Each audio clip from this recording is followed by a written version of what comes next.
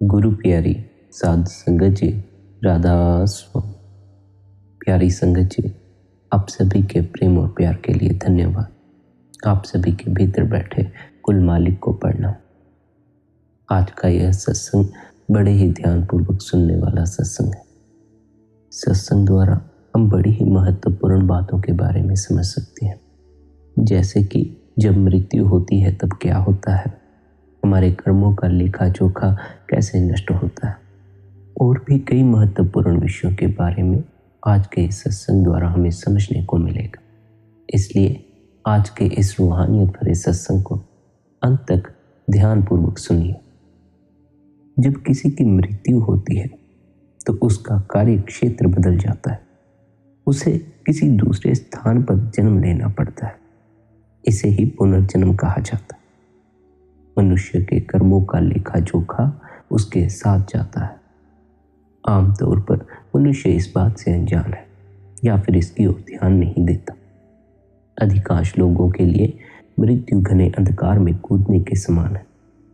उन्हें इसकी कोई जानकारी नहीं होती कि वे कहाँ जा रहे हैं या मृत्यु के बाद उनके साथ क्या होने वाला है। परंतु जो पूरा सद्गुरु होता है, उस पूरे सद्गुरु को पूरा ज्ञान है कि मृत्यु के बाद हर एक के साथ क्या होने वाला है। वे यह भी जानते हैं कि हर कोई अपने कर्मों का लेखा जोखा अपने साथ लेकर जाता है।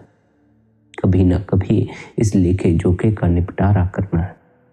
जब तक इस लेखे जोखे का निपटारा नहीं होता, तब तक हम इस देह के पिंजरे में ही फंसे रहते हैं। तब तक हमारी इस पिंजरे से रिहाई नहीं हो पाती।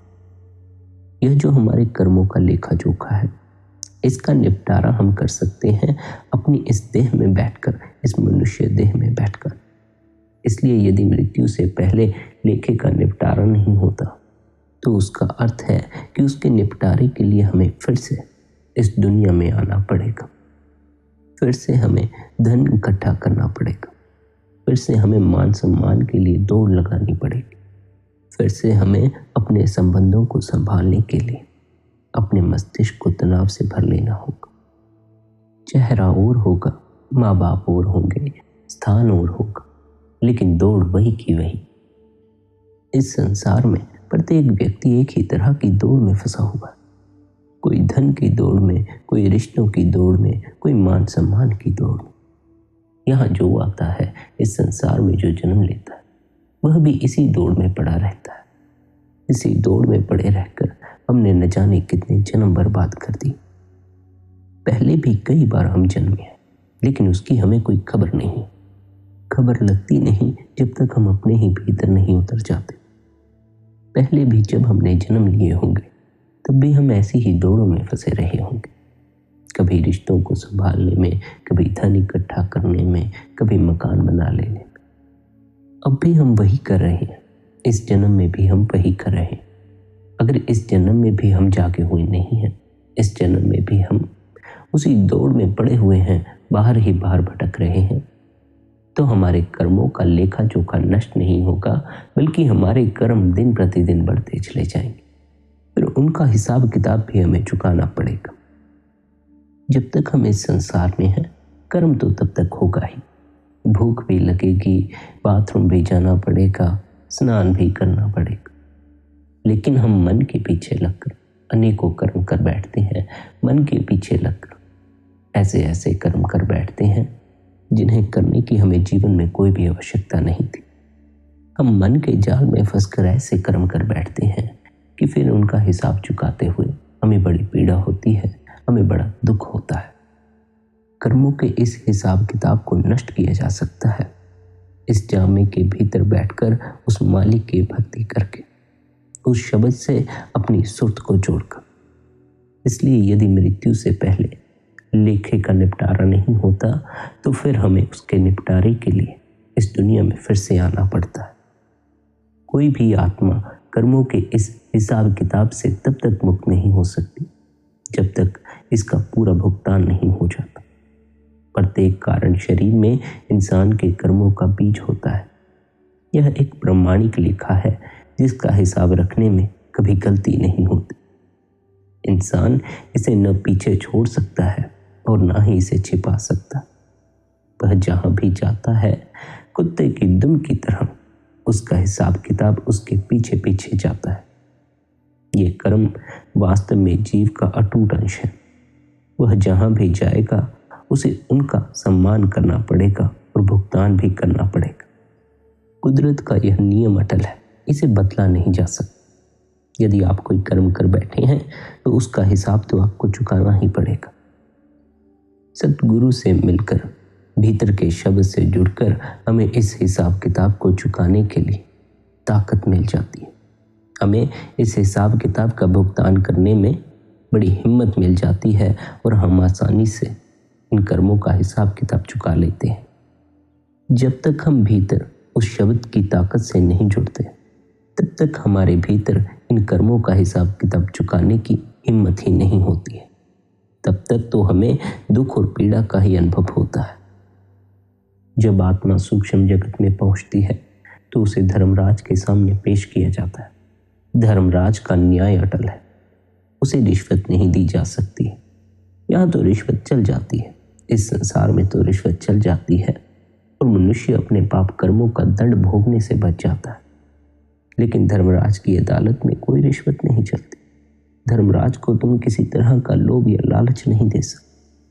उसे रिश्वत नहीं दी जा सकती और ना ही उसके सामने हिसाब किताब को झुठलाया जा सकता है।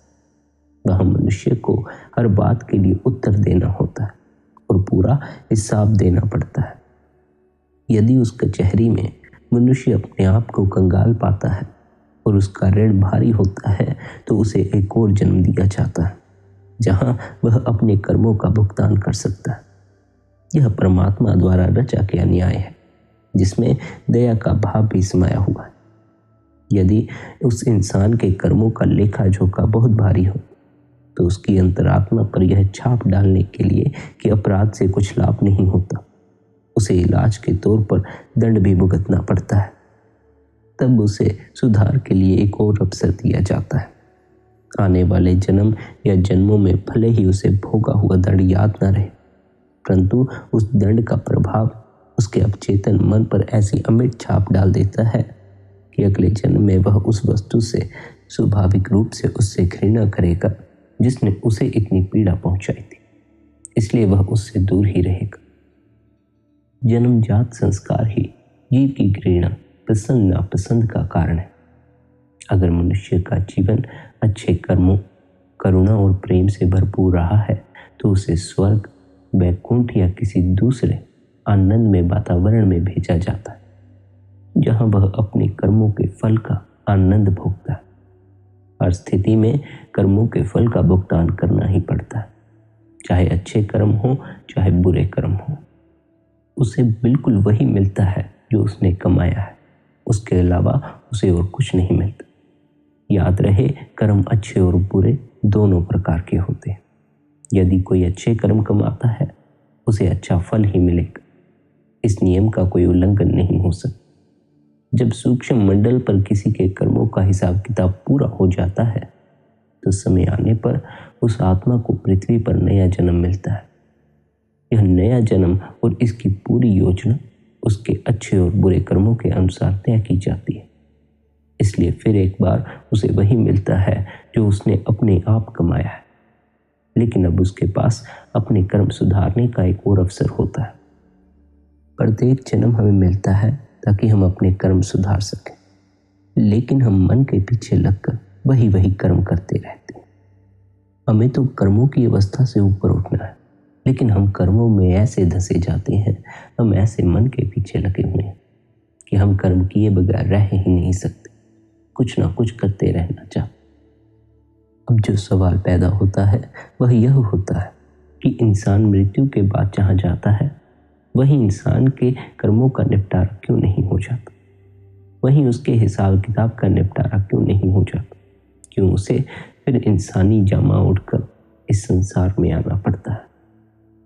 हर किसी को अपने द्वारा बोए गए बीज की फसल काटने के लिए संसारिक जीवन में आना होगा।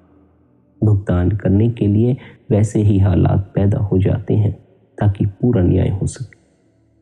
जन्म इसलिए दिया जाता है ताकि इंसान को अपने कर्म सुधारने का अवसर मिले और अंत में वह जन्म और मृत्यु के चक्कर से मुक्त हो सके।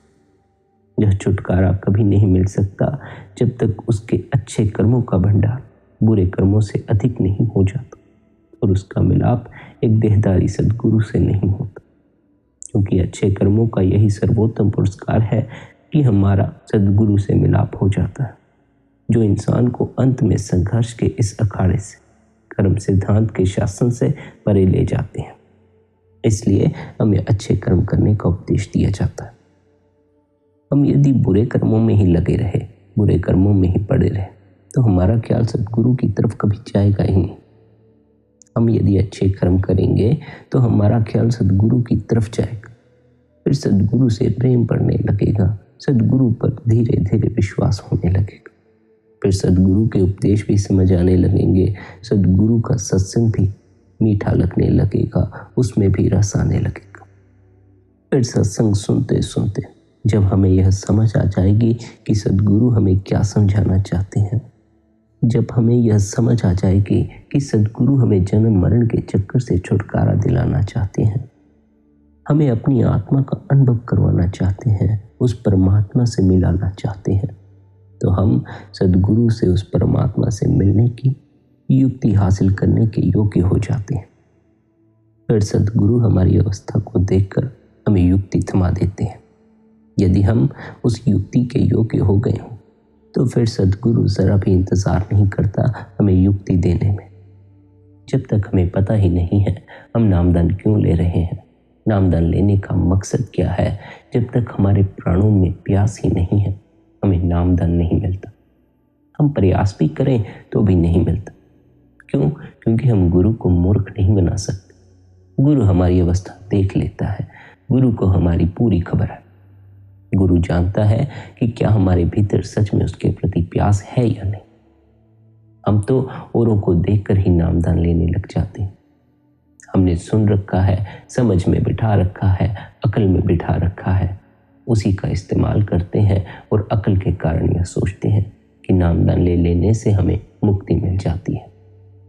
जो किताबों से पढ़ लेते हैं कि नामदान हासिल कर लेने से मुक्ति मिल जाती है, परमात्मा से मिलाप हो जाता है, या घर के बड़ों ने नामदान ले रखा है इसलिए वे भी नामदान लेना चाहते हैं, उन्हें नामदान नहीं मिल पाता।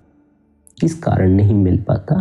क्योंकि नामदान गुरु नहीं देता, बल्कि तुम्हारी अपनी प्यास के कारण तुम्हें मिलता है।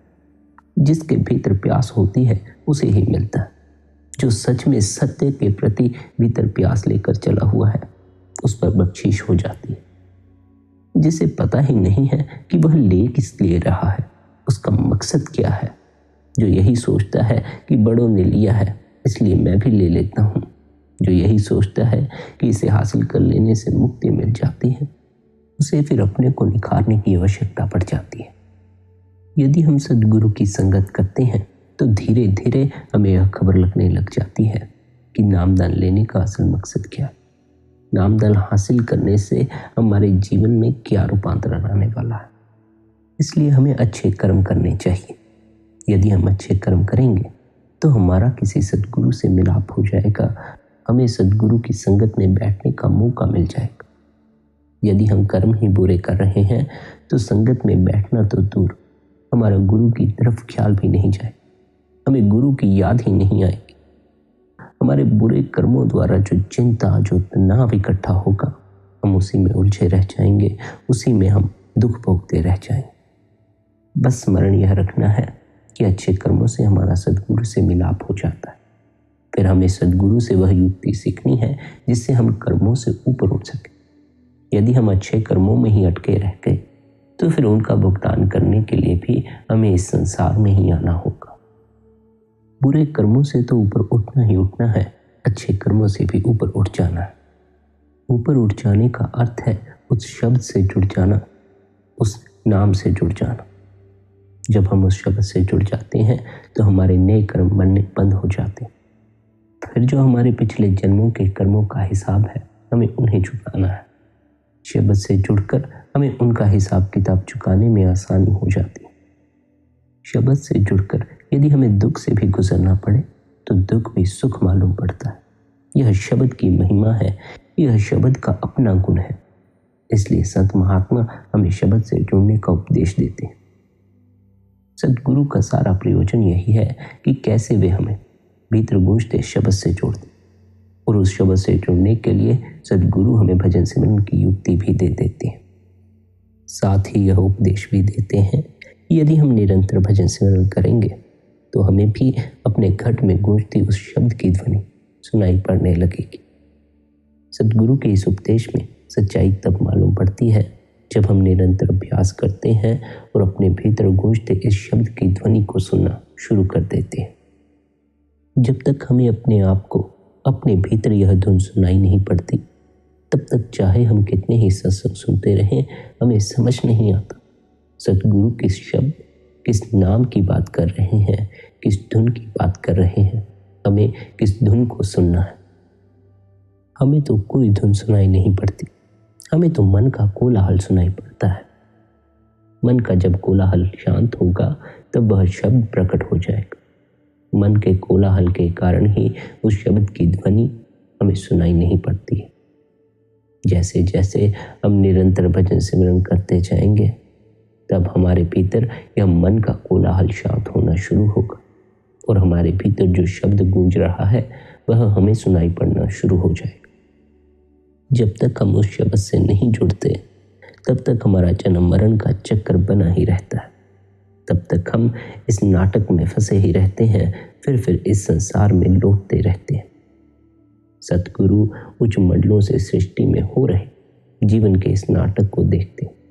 वे जानते हैं कि मनुष्य को इस संसार में फिर से लौटना होगा। इस सर्वव्यापक नियम की मांग को पूरा करने के लिए मनुष्य यहाँ बार बार आता है। इसी नियम से जन्म मरण का चक्कर बनता है, जिसे हम पुनर्जन्म या आवागमन का चक्कर कहते हैं। जब प्रारब्ध कर्म समाप्त हो जाते हैं, तब हर एक को यह कर्म भूमि छोड़नी होती। इसी नियम के अधीन हर जीवात्मा अस्थायी तौर पर किसी उच्च मंडल पर निवास करती है और वहां अपने कर्मों के भुगतान के बाद उस मंडल को छोड़कर उसे फिर से इस नीचे मायामय जगत में नया जन्म लेना पड़ता है। इसी कर्म के नियम के अनुसार उसके नए जीवन का समय, स्थिति और माता पिता निर्धारित होते हैं। उच्च मंडलों में प्राप्त हुए अनुभव के अतिरिक्त उसे नए जीवन में वही मिलता है जो उसने यहाँ अर्जित किया है। ऐसा नहीं है कि मनुष्य को कर्मों का भुगतान 2 बार करना पड़ता है। कुछ कर्मों का भुगतान सूक्ष्म मंडलों में हो जाता है और जिनका भुगतान नहीं हुआ होता, उनका फल उसे अपने नए जन्म में भोगना होता है। उसे एक नया शरीर मिलता है। धीरे धीरे वह इस पृथ्वी पर अपने नए जीवन के प्रति सचेत होता है। इस नए जीवन में वह बहुत से पूर्व कर्मों का भुगतान करने के साथ साथ नए कर्म भी इकट्ठे करता है। जिस प्रकार बच्चा नया जीवन पाकर अपने कर्मों का भुगतान करता है, उसी प्रकार माता पिता भी अपने कर्मों का भुगतान करते हैं। कर्म तथा फल के सिद्धांत की यह व्यवस्था इतनी सटीक है कि सभी संबंधित व्यक्ति बिल्कुल सही समय पर मिलते हैं ताकि वे अपने अपने कर्मों का भुगतान कर सकें। आवागमन का अर्थ है आना और जाना। जब तक मनुष्य जीवित है और कर्म करने की मजबूरी से बंधा हुआ है, कार्य कर रहा है, वह इस आवागमन से नहीं बच सकता। सतगुरु इसे 84 का चक्कर भी कहते हैं। यह 84 का चक्कर एक अद्भुत घटनाक्रम है। इस संसार में लगभग 84 लाख प्रकार की अलग अलग योनियां हैं, जिनमें लाखों प्रकार के वृक्ष, कीड़े पतंगे, पक्षी, पानी के जीव, भूत प्रेत, यक्ष, देवी देवता, इंसान आदि हैं। इनमें से प्रत्येक योनि में असंख्य जीव हैं। एक जन्म के बाद दूसरा जन्म लेती हुई एक भटकती हुई आत्मा को इन सब योनियों में से गुजरते हुए एक लंबा और थका देने वाला रास्ता तय करना पड़ता है। हो सकता है कुछ योनियों में से गुजरने के बाद उसे फिर से मनुष्य शरीर मिल जाए, लेकिन यह कर्मों के हिसाब किताब के अनुसार तय किया जाता है। यह पूरी तरह मनुष्य के कर्मों पर निर्भर है कि उसे इनमें से कितनी योनियों में से गुजरना पड़ेगा। सद्गुरु हमें बताते हैं कि इस चक्कर से कोई छुटकारा नहीं है। जब तक किसी का पूर्ण गुरु से मिलाप नहीं हो जाता और वह उनसे शब्द योग की विधि नहीं सीख लेता। सभी सद्गुरु उपदेश देते हैं कि शब्द के बिना आध्यात्मिक मुक्ति का और कोई साधन नहीं। शब्द धुन में समाये बिना कोई भी कर्मों और आवागमन के जाल से नहीं बच सकता और ना ही मुक्ति और आनंद को प्राप्त कर सकता है। यदि आप गौर करके देखेंगे तो आप पाएंगे कि आपके आसपास जो लोग हैं वे भी दुखी और चिंतित हैं। केवल सद्गुरु ही इस जगत में आनंदित प्रतीत होते हैं, क्योंकि सद्गुरु ने भीतर के आनंद को चखा हुआ है। जिन्होंने भीतर के आनंद का स्वाद नहीं लिया वे दुखी और चिंतित ही मालूम पड़ते हैं, उनके चेहरे उदास ही मालूम पड़ते हैं। जरा सा घूरे दो तो ऊपर की झूठी मुस्कान गिरकर बिखर जाती है और भीतर का दुख प्रकट हो जाता है। संतों ने उस शब्द से मिलाप करके अपने भीतर के आनंद का स्वाद चख लिया है, जिस कारण वे हमें भी उस शब्द से मिलाप करने का उपदेश देते हैं ताकि हमारा जीवन भी आनंदित हो सके। सच तो यह है कि शब्द की जीवनदायिनी धारा के बिना कोई संत इस धरती पर प्रकट नहीं हो सकते थे और उनके बिना युगों युगों तक यह सृष्टि अज्ञानता के अंधेरे में रहती। इस दिव्य धारक के साथ चेतन संपर्क किए बिना और इसके साथ निजी संबंध जोड़े बिना कोई भी जीव इस अंधेरे जगत से कभी छुटकारा नहीं पा सकता। जीव को पूरी तरह सचेत होकर इस जीवनदायिनी धारा में लीन हो जाना चाहिए और इसी दिव्य तरंग के सहारे वह मुक्ति प्राप्त कर सकता है। केवल इसी धारा के द्वारा कोई जीव निचले मंडलों से ऊपर उठकर सर्वोच्च मंडल की ओर बढ़ सकता है, क्योंकि संतों ने इस आश्चर्यजनक सत्य को जान लिया है और इसे अनगिनत बार प्रमाणित किया है। इसीलिए वे हमें समझाते हैं कि मुक्ति प्राप्त करने का एकमात्र साधन यही मार्ग है और यही जीवन का स्रोत है। संत जानते हैं कि इसके सिवाय और कोई दूसरा रास्ता नहीं है। अन्य साधनों द्वारा इंसान प्रकाश के मार्ग पर थोड़ा सा आगे बढ़ सकता है, परंतु देर सवेर उसके रास्ते में रुकावट जरूर आएगी। पूरे गुरु के बिना और उनके द्वारा चेतन रूप से शब्द धुन से जुड़े बिना कोई भी प्रकाश के पहले मंडल सूक्ष्म लोक से आगे जाने की उम्मीद नहीं कर सकता। कोई विरला जीव ही इससे थोड़ा सा आगे जा सकता है। इसके बाद उन्हें ऐसी मुश्किलों का सामना करना पड़ता है, इतनी बड़ी बड़ी रुकावटें उनके रास्ते में आती हैं कि वे वहां से आगे बढ़ नहीं पाते। फिर उनकी आध्यात्मिक उन्नति नहीं हो पाती। सद्गुरु ही आध्यात्मिक उन्नति का आदि और अंत है। सभी जीव मुक्ति प्राप्त करना चाहते हैं, पर यदि हम शब्द धुन के बारे में कुछ नहीं जानते और हमें गुरु के नाम से भी आपत्ति है, गुरु ने जो नाम दिया है वह भी हम नहीं जपना चाहते, फिर भी हम चाहते हैं कि हमारी आध्यात्मिक मुक्ति हो जाए, हमें आध्यात्मिक मुक्ति प्राप्त हो जाए, तो हमें जीवन मुक्ति कभी प्राप्त नहीं हो सकती। फिर इसका कोई इलाज नहीं है। भले ही हम आंसू बहाते रहें, फिर हमारे लिए कोई कुछ नहीं कर सकता। भले ही हम सभी धर्मों से सहायता की मांग करें, जो सहायता देने के लिए तैयार हैं, फिर भी हमें कुछ नहीं मिलेगा। यह कुदरत का एक कठोर सत्य है कि कोई भी व्यक्ति इस जीवन या आने वाले जीवन में संकट से छुटकारा नहीं पा सकता जब तक उसे अपने समय के सद्गुरु से लाभ का सौभाग्य नहीं प्राप्त होता। अगर वह इतना भाग्यशाली नहीं है तो उसे तब तक बार बार इस संसार में आना होगा जब तक उसका मिलाप सद्गुरु से नहीं हो जाता। सद्गुरु की सहायता के बिना कोई भी हमेशा के लिए जन्म मरण के चक्कर से नहीं छूट सकता। यह आवागमन के चक्कर का अंतहीन और निरस्त सिलसिला तब तक चलता रहेगा जब तक उसके अच्छे कर्म उसे सद्गुरु के पास नहीं ले आते और उनका अनुसरण करने के लिए उसका मन तैयार नहीं हो जाता। शब्द धुन के बिना किसी को भी आध्यात्मिक उन्नति प्राप्त नहीं हो सकती और अपने आप को सद्गुरु के हाथों में सौंप देने के बिना शब्द धुन से संपर्क नहीं हो सकता। इसलिए सद्गुरु से मिलाप करना हमारे लिए बड़ा ही आवश्यक है। सद्गुरु से मिलाप करने के लिए हमें अच्छे कर्म करने चाहिए। यदि हम अच्छे कर्म करते हैं, हमारा दिल साफ है, तो वह परमात्मा हमारी मुक्ति की व्यवस्था कर देता है।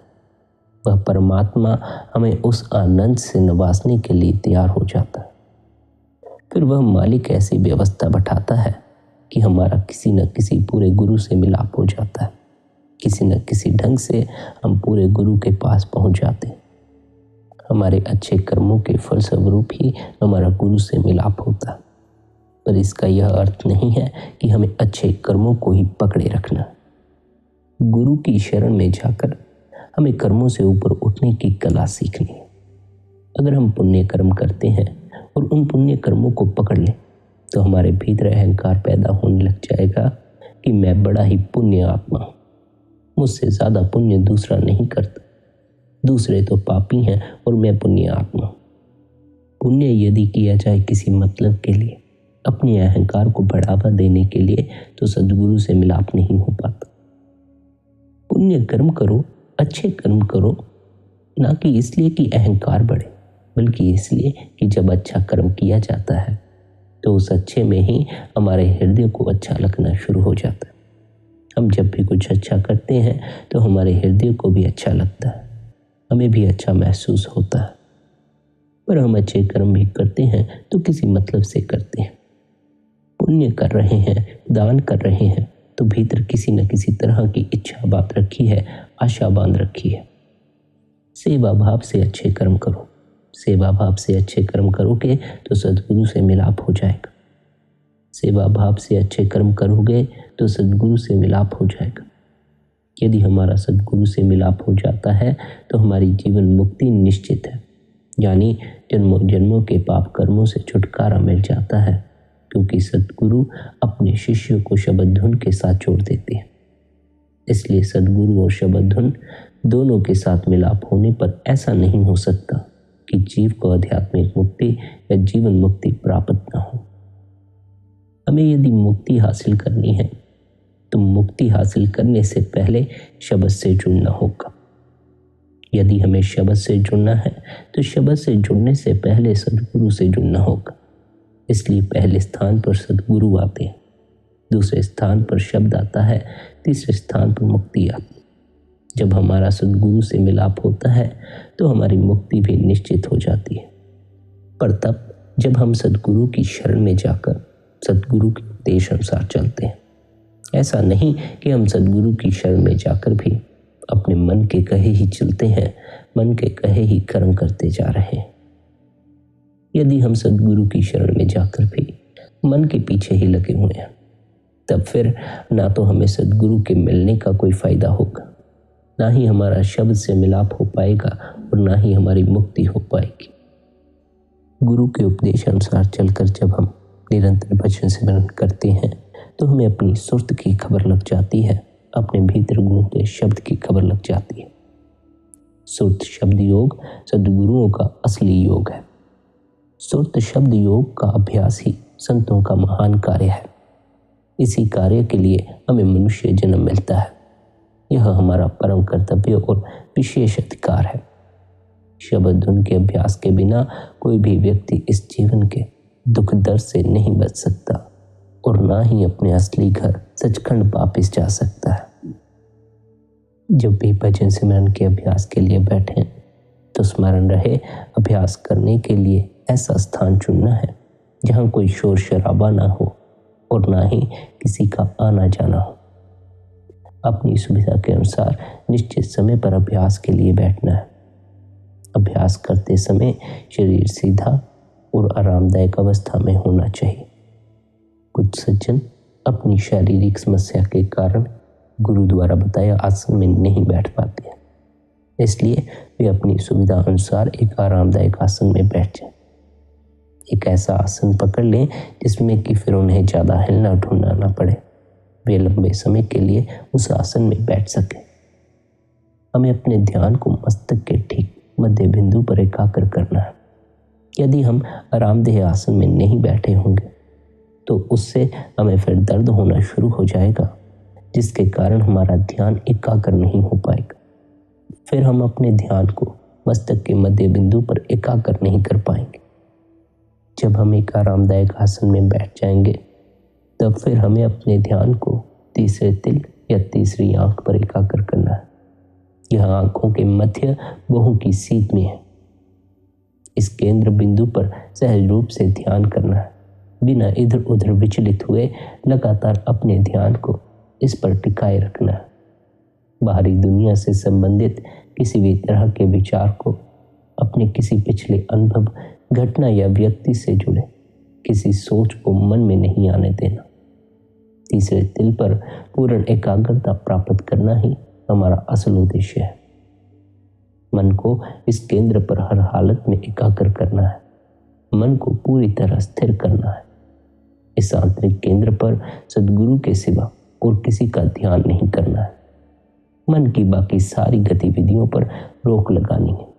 मन को बिल्कुल शांत करना है और इसे केंद्र पर ही टिकाना है। अगर कोई विचार उठता भी है तो वह सद्गुरु और इस केंद्र से संबंधित होना चाहिए। मन और आत्मा दोनों को पूरी तरह से इसी केंद्र पर एकाग्र करना है। ख्याल रखें, मन और आत्मा पूरे शरीर में फैले हुए हैं, लेकिन उन्हें शरीर में समेटकर मस्तक के मध्य बिंदु पर लाना है और वहीं एकाग्र करना है। पहला जो कार्य साधक को करना है वह है पूर्ण एकाग्रता की प्राप्ति करना। इसकी तुलना में दुनिया में और कुछ भी महत्वपूर्ण नहीं है। इस क्रिया को, अभ्यास को सही ढंग से करने के लिए सद्गुरु हमें दीक्षा के समय उसकी पूरी जानकारी दे देते हैं। जैसा सद्गुरु ने हमें उपदेश दिया हो, जैसा अभ्यास करने की जानकारी दी हो, हमें गुरु के उपदेश अनुसार ही, उस जानकारी के अनुसार ही अभ्यास करना चाहिए। अभ्यास शुरू करने से पहले शिष्य को पूर्ण विवेक के साथ अच्छी तरह सोच विचार कर लेना चाहिए। उसका मन इस आध्यात्मिक अभ्यास के लिए पूरी तरह तैयार होना चाहिए। उसे पूरा विश्वास होना चाहिए कि वह सही रास्ते पर है, सही साधन अपना रहा है और वह इसी मार्ग का अनुसरण करना चाहता है। साथ ही अपने सद्गुरु पर पूरा भरोसा और विश्वास होना चाहिए।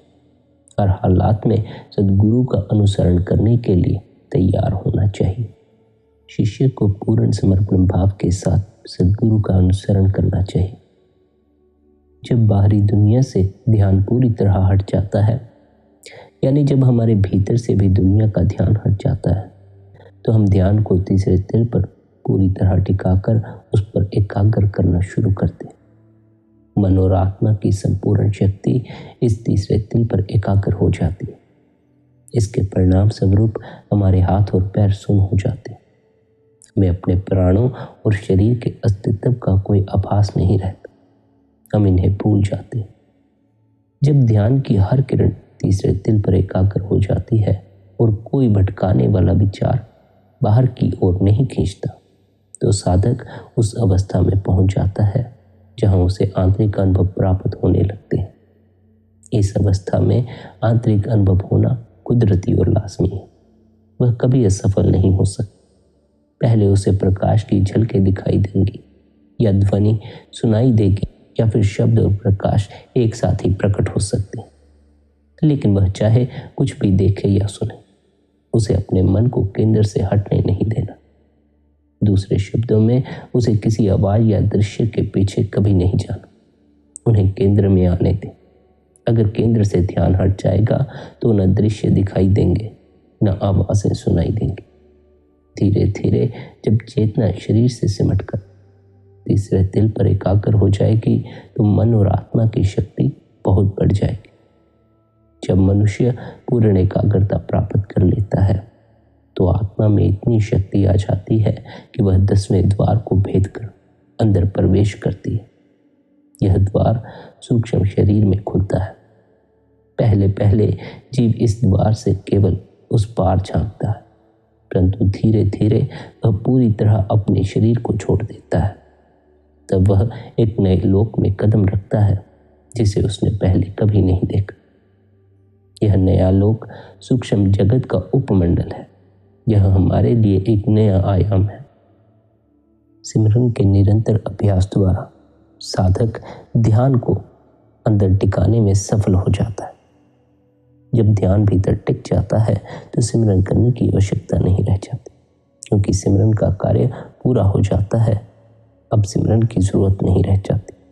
तब फिर सद्गुरु का स्वरूप सदा उसके साथ रहता है और वह निरंतर उनके दर्शनों में मगन रहता है। इसे ध्यान कहते हैं। इससे शिष्य के अंदर अपार प्रेम जागृत हो जाता है। यह पूर्ण ध्यान और एकाग्रता की अवस्था सिमरन से अधिक प्रभावशाली है। शिष्य को जब भी सद्गुरु के दर्शनों का अवसर मिले तो उसे सद्गुरु के स्वरूप और विशेष रूप से उनकी आंखों पर ध्यान टिकाना चाहिए। यदि शिष्य लगातार एकटक सद्गुरु की आंखों में ध्यान लगाए रखता है तो वह महसूस करता है कि अन्य साधनों की बजाय ध्यान द्वारा वह आंतरिक तरक्की जल्दी कर सकता है। देह स्वरूप में सद्गुरु की मौजूदगी में रहने का यह सबसे बड़ा लाभ है। इसलिए हमें निरंतर सिमरन और ध्यान करना चाहिए। जब आप निरंतर भजन सिमरन करेंगे तो आपको आपके भीतर की ज्योत का दर्शन होने लगेगा, भीतर के प्रकाश का अनुभव होने लगेगा, भीतर के शून्य का अनुभव होने लगेगा। उस शून्य में जो संगीत प्रकट होता है, जो नाद प्रकट होता है, फिर आपको उसका भी अनुभव होना शुरू हो जाएगा। मन तो भटकाएगा ही, मन तो प्रयास करेगा ही कि भजन बंदगी ना बन पाए। इसलिए जब भी भजन बंदगी में बैठोगे मन कई तरह की अटकलें लगाएगा। मन को भीतर ठहराना होगा, थोड़ा साहस तो करना होगा, थोड़ी हिम्मत तो करनी होगी। भजन बंदगी के समय हमारा मन ज़्यादा उपद्रव खड़ा ना करे। इसके लिए हमें चाहिए कि हम भजन सिमरन में बैठने से पहले, ध्यान में बैठने से पहले आधा घंटा पहले हम कोई आध्यात्मिक पुस्तक पढ़ लें, हम कोई सत्संग सुन लें, जिसके द्वारा हमारा मन स्थिर हो जाएगा, संसारिक विचारों की तरफ से हमारा ख्याल निकल जाएगा, हमारे भीतर गुरु की याद बनने लगेगी। यदि हम संसारिक शक्लों को लेकर ही ध्यान में बैठ जाएंगे तो ध्यान के समय भी वे संसारिक शक्लें ही हमारी आंखों के सामने आती रहेंगी। यदि हम संसारिक समस्याओं को लेकर ही ध्यान में बैठ जाएंगे, भजन बंदगी में बैठ जाएंगे, तो वे संसारिक समस्याएं ही हमारी आंखों के सामने आती रहेंगी। इसलिए हमें क्या करना है, हमें भजन बंदगी में बैठने से आधा घंटा पहले कोई सत्संग सुन लेना है, कोई आध्यात्मिक पुस्तक पढ़ लेनी, ताकि जो हमारा मन संसारिक परेशानियों, संसारिक शक्लों में उलझा हुआ था, वह कुछ समय के लिए गुरु की तरफ मुड़ सके, कुछ समय के लिए शांत हो सके, कुछ समय के लिए संसारिक आपाधापी से परे हो सके। आध्यात्मिक पुस्तकें आपको बड़ी सहायता प्रदान करती हैं। सत्संग सुनना भजन बंदगी में बैठने से पहले आपको बड़ी सहायता प्रदान करता है। स्मरण यह रहे कि मात्र आध्यात्मिक पुस्तकें पढ़ लेने से, मात्र सत्संग सुन लेने से हमारी आध्यात्मिक उन्नति नहीं होती, हमारी मुक्ति नहीं होती। मुक्ति तो तभी होती है जब हम निरंतर भजन बंदगी करते हैं, निरंतर ध्यान में बैठते हैं।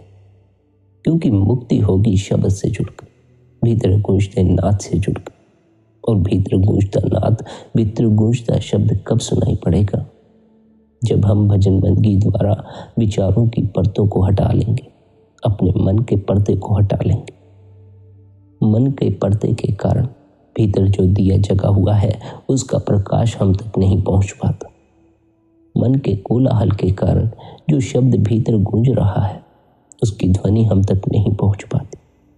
इसलिए हमें निरंतर भजन सिमरन करते रहना है, ताकि हम मन से परे हो सकें और हमें सत्य की खबर लग सके, उस शब्द की खबर लग सके, और हम भी उस शब्द से मिलाप करके उस परमात्मा में समा जाएं। हम भी शब्द से मिलाप करके उस प्रकाश के दर्शन कर सकें, अपने भीतर उस सद्गुरु के दर्शन कर सकें। हमारे अभ्यास द्वारा ही हमें फल की उपलब्धि होती है। यदि हम अभ्यास नहीं कर रहे तो फिर हमें फल की उपलब्धि नहीं होती। इसलिए हमें आलस्य नहीं करना चाहिए, हमें निरंतर समय निकालकर भजन बंदगी में बैठना चाहिए।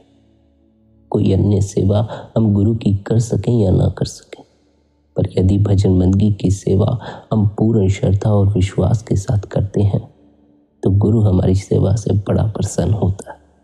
फिर गुरु का भी हृदय गदगद होता है कि हमने गुरु के उपदेश अनुसार चलकर अपने भीतर उस शब्द से मिलाप कर लिया। गुरु हमें जन्म मरण के चक्कर में फंसा हुआ देखकर बड़ा ही दुखी होता है, क्योंकि उस जन्म मरण के चक्कर में पड़े रहकर हम दुख ही भोगते हैं। गुरु चाहता है कि हम भी आनंदित हो जाएं। गुरु चाहता है हम भी सदा के लिए सुखी हो जाएं। सदा के लिए आनंदित होने का, सदा के लिए सुखी होने का क्या मार्ग है? अपने ही भीतर उतर जाना, निरंतर भजन बंदगी करना, निरंतर ध्यान में बैठना। प्यारी साध संगत जी, जैसा आपके गुरु महाराज ने आपको अभ्यास समझाया हो, निरंतर वैसा अभ्यास करते रहें। निरंतर ध्यान में बैठें, निरंतर भजन बंदगी में बैठें। अपना ख्याल रखें। आप सभी के भीतर बैठे कुल मालिक को प्रणाम। राधा स्वामी जी।